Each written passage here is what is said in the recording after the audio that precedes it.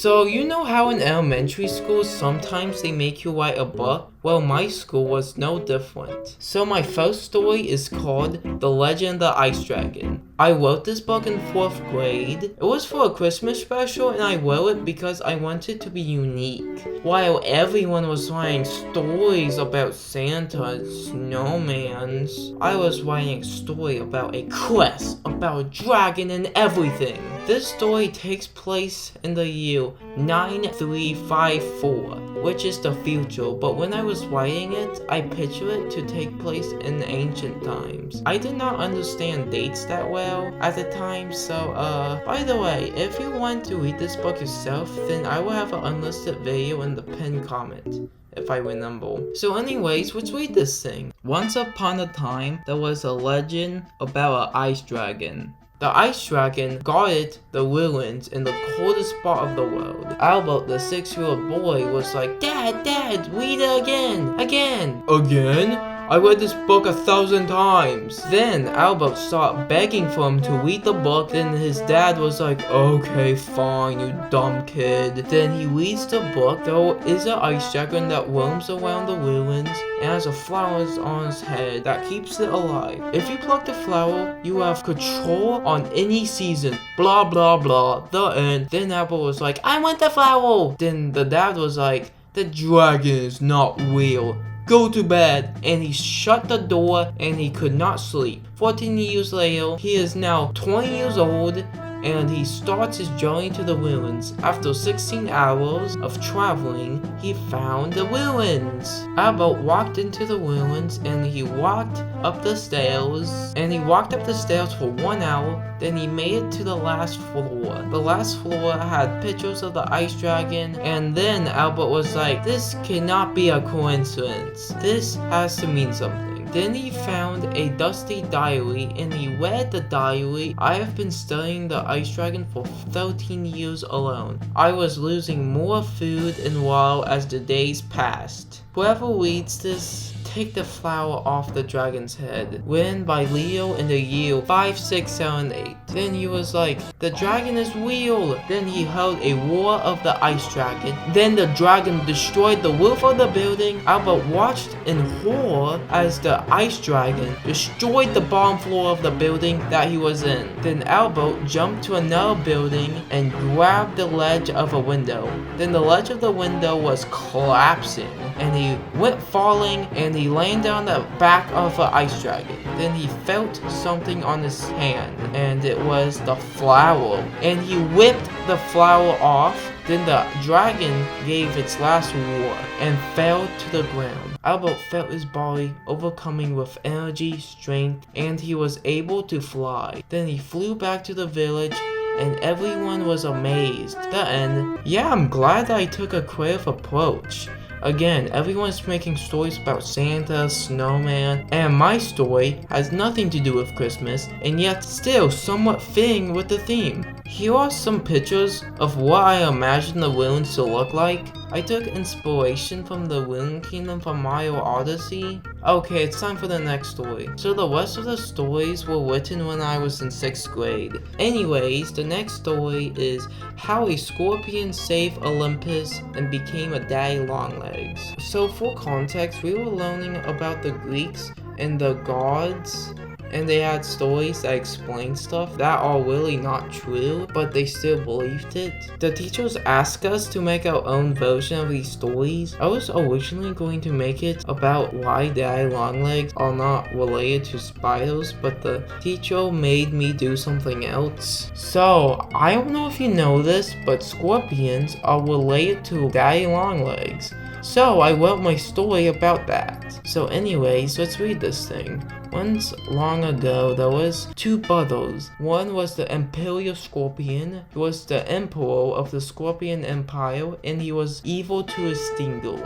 The other brother was Philocus. He was gentle but clumsy, and his legs were longer than usual. One day, the Imperial Scorpion and his generals were planning an attack on Olympus. Then Philocus heard this plan and knew he had to do something about it. He ran as fast as he could towards Olympus. Then halfway in his journey, he came across Aline?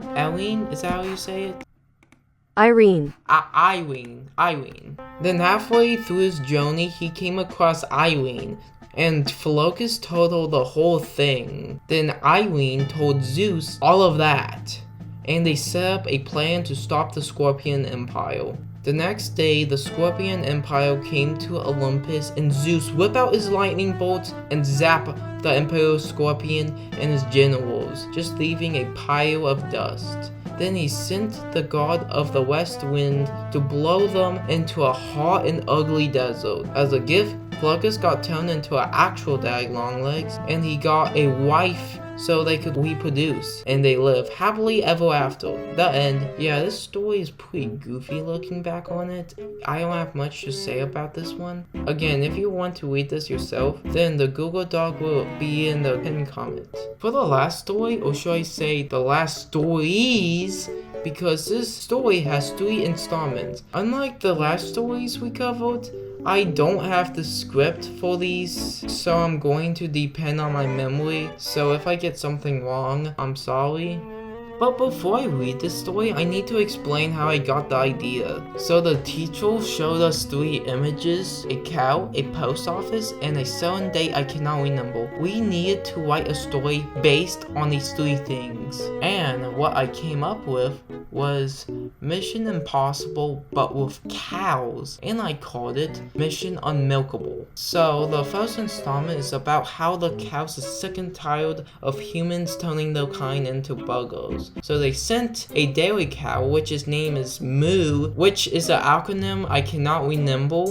So he was sent to a post office so he can destroy it. It's a post office because they send burgers to burger joints. Anyways, he was at the post office looking for burgers. Then a post office employee walked into the room. Moo whipped out his pocket knife and cut the pockroom ceiling and hide in the ceiling. Then after the employee leaves the room, Moo gets down and he found the burgers.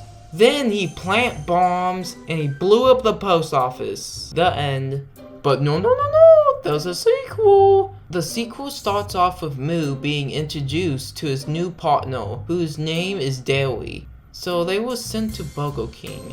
When they got there, they went into the vents, and when they got into the building, someone walked into the room and they whacked the poor guy. I can't remember what exactly happened, but I think they found burgers. But then the guy that got whacked reveals himself as the Burger King mascot himself. The cows whip out the milk guns and they sprayed him with milk. And then he said, "No pickles please," and he put an entire jar of pickles and spat them out like a machine gun. Then he threw patties like ninja stars. Then, when all hope was lost, a bunch of helicopters attacked the Burger King and they rescued the cows and sent the Burger King sliding down the cliff. The end. Alright, let's read the last story. So the last story starts off with General Bunchable telling Moo that the cows built a spaceship that is big enough to store every cow on Earth, which there is 1.5 billion with a B cows on Earth. So anyways, the reason they were going to hide in space is because they found out there were too many burger joints to destroy. So they can build a spaceship that is big enough to store all 1.5 billion cows, but they can't destroy every burger joint on Earth? Then a cow casually tells them that they were under attack. Every burger joint on Earth were attacking the cows. Burger King, In-N-Out Burger, you name it.